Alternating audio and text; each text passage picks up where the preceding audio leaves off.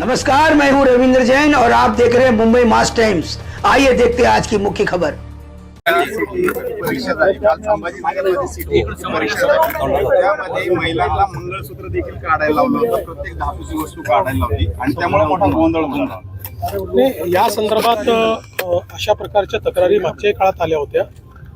आता इथे हे का झालं या संदर्भात निश्चितपणे मी माहिती घेईल, पण मागच्या वेळी ज्यावेळेस अशा प्रकारचा विषय झाला होता त्यावेळेस परीक्षा कंडक्ट करणाऱ्यांनी सांगितलं होतं की अनेक अशा प्रकारचे अनुभव त्यांना आले की वेगवेगळ्या गोष्टींमध्ये काही इक्विपमेंट लपवले जातात आणि त्यातनं चिटिंग केलं जातं।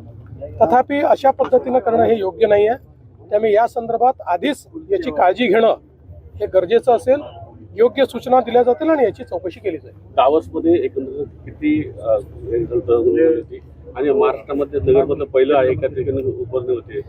एकूण नगर जिल्ह्यामध्ये 11,000 म्हणजे जवळपास 12,000 कोटीची गुंतवणूक ही आपण दावोसमध्ये यावर्षी त्याचे करार केले आहेत।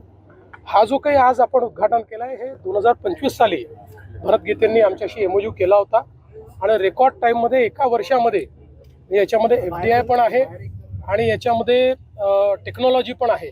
अशा दोन्ही गोष्टी एकत्रित एका वर्षामध्ये अतिशय रेकॉर्ड वेळेत आज आपण पाहू शकतोय की त्यांनी एवढी मोठी इंडस्ट्री उभी केली आणि ती प्रोडक्शन मध्ये देखील गेलेली आहे।